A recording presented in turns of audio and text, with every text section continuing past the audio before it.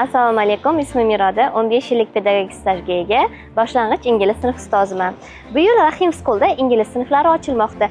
Bu videoda aynan shu sinflar to'g'risida to'liq ma'lumot beramiz.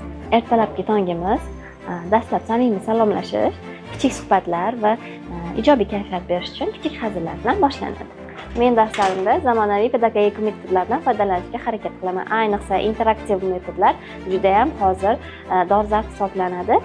Bu o'quvchilarni e'tiborini tez o'ziga jalb qilib oladi. Bunda biz turli xil rangli, ko'rgazmali tarqatma materiallardan yoki bo'lmasam o'zimizni darsligimizdan bemalol foydalansak bo'ladi. Darsim qiziqarli bo'lishi uchun har darsda qiziqarli o'yinlar yoki bo'lmasam rangli tarqatma materiallardan foydalanishga harakat qilaman.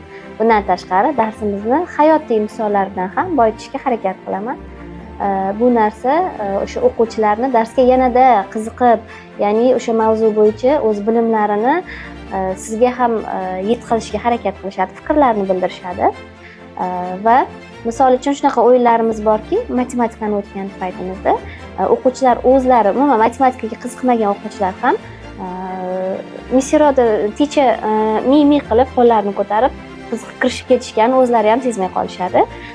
Shuning uchun harakat qilaman har bitta darsda o'quvchilar uchun qiziqarli bo'lgan o'sha interaktiv o'yinlardan va tarqatma materiallardan foydalanishga. Bundan tashqari multimedia vositalari ham darsni faolroq bo'lishiga va o'quvchilarni e'tiborini tez jalb qilib olishga yordam beradi.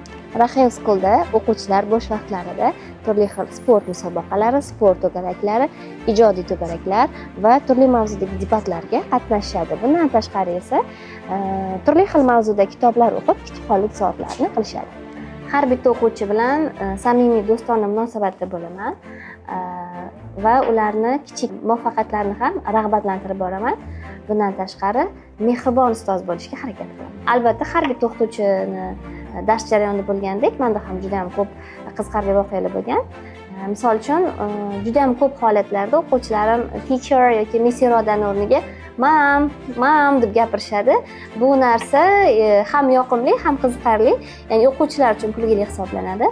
Va yana bittasi matematika darsida bo'lgan. Matematika darsimizni o'tayotgan paytimiz bitta o'quvchim doskaga chiqib hammadan birinchi yechib bo'lganlar misollari va o'zidan g'ururlanib I'm a professor deb yuborgan. O'shandan keyin o'quvchilar, demak tez bo'lsak, zo'r bo'lsak, biz professor bo'lar ekanmiz deb o'zlariga o'zlari motivatsiya olishgan.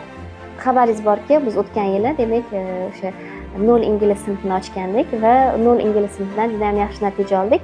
Sababi biz dunyo o'sha ya'ni international, butun dunyoga javob bera oladigan dastur bilan ishladik. Ya'ni va Cambridge dasturi bilan ishladik. Bu yil 1-sinfda esa xuddi shu Cambridge dasturini davom ettiradigan bo'ldik. Cambridge dasturida bolalarimiz nimani o'rgandi? Bunda bolalarimiz o'zlarida listening, speaking, writing ko'nikmalarini juda ham yaxshi rivojlantirib olishdi.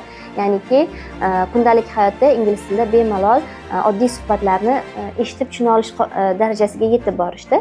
Endi esa 1-sinfda xuddi shu bilimlarni biz davom ettiramiz. Ya'niki nafaqat ingliz tili, demak 1-sinfda hamma fanlarimiz, matematika ham, science ham, hamma fanlarimiz ingliz tilida olib boriladi va buni hammasi o'sha butun xalqaro hamjamiyat tan olgan Cambridge sistemasida olib borishni rejalashtirganmiz. 0 sinf o'qitish jarayonimizda juda ham ko'p ota-onalarimiz bizdan minnatdor bo'lishdi. Misol uchun bitta o'quvchim bor edi, Sharjada yashab kelganlar, ya'ni uzoq yil Sharjada yashab, o'sha yerda til ko'nikmalari bilan tanishganlar, lekin u yerdagidan ko'ra bu O'zbekistondagi olingan bilimlardan ota-onalar juda ham minnatdor bo'lishdi. Ya'ni o'sha farzandlardagi tortinchoqlik, o'sha o'ziga ishonchsizlik bartaraf bo'lgani va ingliz tilida muloqotga kirisha olganidan juda ham xursand bo'lishdi. Bundan tashqari o'sha 0 sinflarimizda tashkillashtirilgan o'sha bizdagi coin sistemasi bo'yicha ota-onalarimiz juda ham minnatdor bo'ldi. Hattoki Muhammad Amin degan bir o'quvchim onalarini yozishicha, bog'chaga juda ham yig'lab borar ekanlar. Ya'ni har kuni janjal, shunaqa bilan kasal bo'lgan paytlari esa umuman bog'chaga borishni rad qilar ekanlar. Lekin bizda Rahim School'da o'sha 0 sinfda hattoki isitma qilib turgan payti ham oyman maktabga boring, qo'yinlarim kamayib qoladi, darslarimni yetkazib borishim kerak deb shunchalik bola qiziqib ketdi va onalari o'sha bola bir haftalik o'sha kasal bo'lgan jarayonda ham vazifalar olib, uyda vazifa bajarib kelishdi. 0 inglizdan keyin esa biz bu yil mana sentyabrdan birinchi ingliz sinflarini ochmoqdamiz. Bu ingliz sinfi nimaga kerak? Farzandlarimiz o'sha bolaligidanoq ingliz tilini o'z ona tilida o'ziga singdirib boradi. Ya'ni fikrlashi, dunyoqarashini bemalol ingliz tilida o'z fikrlarini, xohish-istaklarini bayon qila oladi kelajakda. Ayni paytda bizda Rahil Schoolda birinchi ingliz sinfiga qabullar davom etmoqda, lekin joylar chegaralangan. Agar sizga qiziq bo'lsa, murojaat qilishingiz mumkin.